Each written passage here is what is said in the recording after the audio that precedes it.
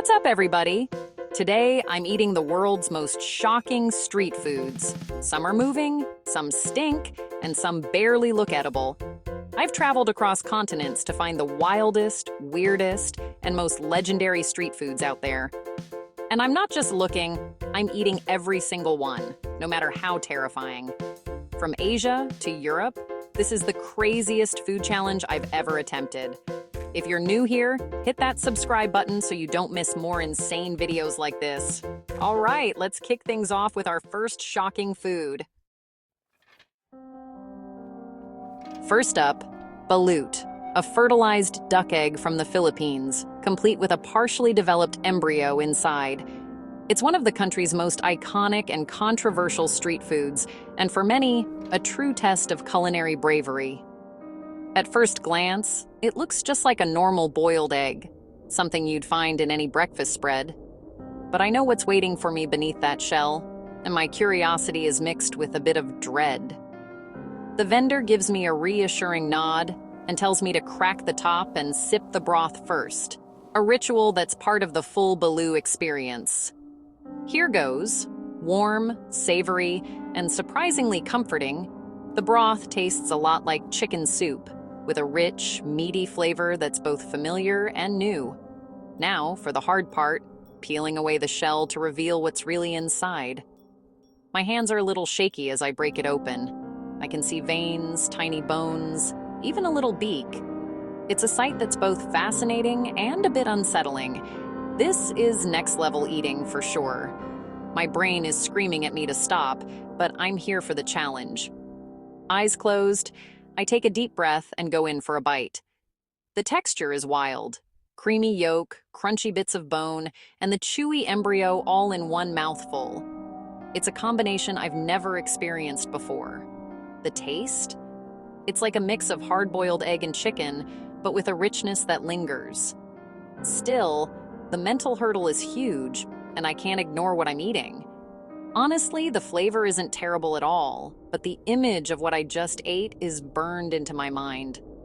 It's an experience I won't forget anytime soon. Eating something with recognizable parts, bones, beak, and all, is a whole new level of adventurous eating. It's not just about taste, but about pushing boundaries. I did it. I ate balut. I faced my fears and took the plunge, and honestly, I feel a little proud. That was a wild start. Shock factor 10 out of 10. Taste? Maybe a 5. But the story? That's something I'll be telling for years. The memory of this moment is already etched in my mind. Sometimes food is about more than flavor. It's about the adventure. 1 down, 9 to go. If this is just the beginning, I can't wait to see what's next. Next, we're in Taiwan for stinky tofu, a dish that's as infamous as it is beloved. And the name is no joke. This is a food that truly lives up to its reputation.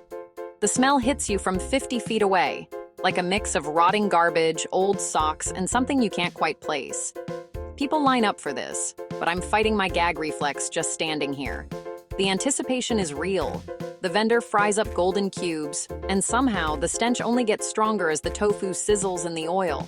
Served with pickled cabbage and chili sauce, it looks surprisingly appetizing, crispy, golden, and inviting, even though the smell is deadly. Everyone says the taste is nothing like the smell. Locals swear by it, and tourists are always curious. Here goes.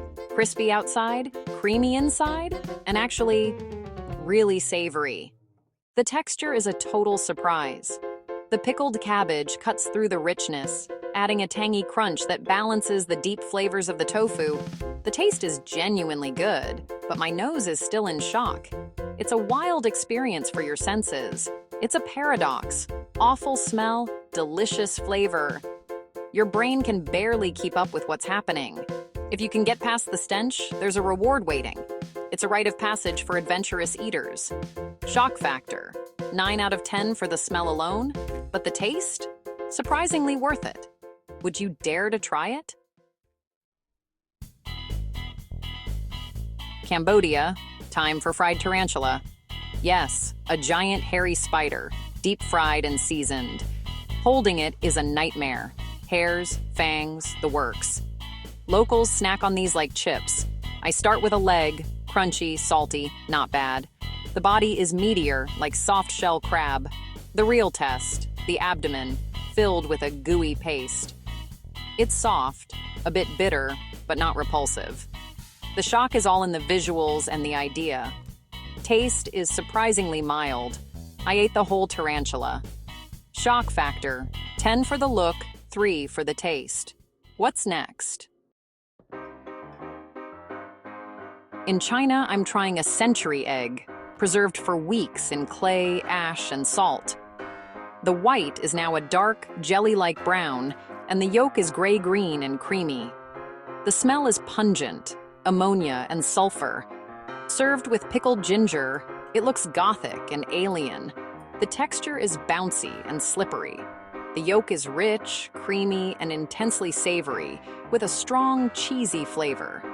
The ginger helps cut through the intensity. It's a food of extremes, shocking look, bold flavor. Shock factor, 8 out of 10. Sweden, home to surströmming, which is widely considered the world's smelliest fish. This infamous delicacy has a reputation that stretches far beyond Scandinavia, and today, I'm about to find out why.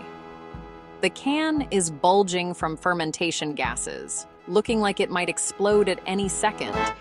Just handling it feels risky. I open it underwater to contain the smell, but it's no use. The stench escapes instantly. Imagine a mix of rotting corpse, dumpster fire, and a public toilet all at once. The smell is so overpowering, I'm gagging, my eyes watering, and I can barely breathe. It's honestly hard to believe people eat this. The fish itself is gray, mushy, and falling apart. Traditionally, it's eaten with flatbread, potatoes, onions, and sometimes sour cream to help mask the intensity. I assemble the wrap, but the smell clings to my hands, my clothes, and even the air around me. There's no escaping it. One bite, mushy texture, intensely salty, and then the unmistakable rotten flavor hits hard. It's a taste that's impossible to forget. The potatoes and onions help a little, but they can't hide the horror that is surströmming. Every bite is a challenge. This is, without a doubt, the most disgusting thing I've ever tasted in my life. I can't imagine ever craving this. Shock factor? Easily a 20 out of 10. If you ever want to test your limits, this is the ultimate food challenge. South Korea, sannakji, live octopus. The tentacles are still moving on the plate, seasoned with sesame oil and seeds, but the real challenge is the movement. The chef warns me to chew thoroughly. Suction cups can stick inside your mouth. I pick up a piece. It's wriggling and sticking to my chopsticks. In my mouth, the tentacles squirm and suction. The texture is chewy, not slimy, and the flavor is mild and clean. The sensation is unforgettable. This food fights back. Shock factor. 9 out of 10 for the movement alone. Mexico. Escamoles, aka Mexican caviar, but actually ant larvae and pupae. Harvested from agave roots, they look like tiny white corn kernels. Sautéed with butter, onions, and herbs, they smell amazing. Served in tortillas, they pop in your mouth like caviar. The flavor is mild, nutty, and buttery. Surprisingly delicious. The shock is all mental. The taste is a pleasant surprise. Shock factor, 7 for the concept, 9 for the taste. Iceland. Hakarl, fermented Greenland shark. Poisonous when fresh, it's buried and dried for months. The smell is pure ammonia, like industrial cleaner. Served in rubbery cubes, the taste matches the smell, an explosion of ammonia and fishiness. It's like chewing cleaning supplies. Locals chase it with Brennivine schnapps, which I desperately need. Shock factor, 10 out of 10. Taste 1 out of 10. My mouth may never recover. Thailand. Fried scorpions on a stick. black, shiny, and intimidating, with the stinger still on. The vendor assures me it's safe. I bite into the middle. Crunch. The shell is hard, like crab shell, and the flavor is bland, a bit bitter, mostly soy sauce. The texture is all crunch, with sharp pieces everywhere. The shock is visual. Seeing and biting into a scorpion is wild. Taste? Not much there. Shock factor, 9 out of 10 for the look. For the finale, durian, the king of fruits, infamous for its powerful odor. The smell is so strong it's banned in hotels and airports.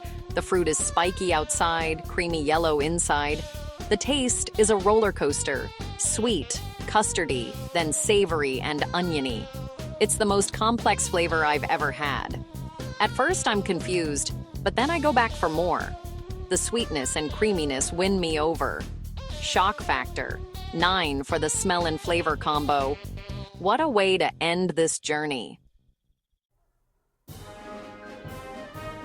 I did it! 10 of the world's most shocking street foods survived. Some were delicious, some were as bad as they looked, but all were unforgettable. Thanks for joining me on this wild ride. Let me know in the comments which food shocked you most and what crazy challenge I should try next. Don't forget to subscribe for more insane food adventures. See you in the next video.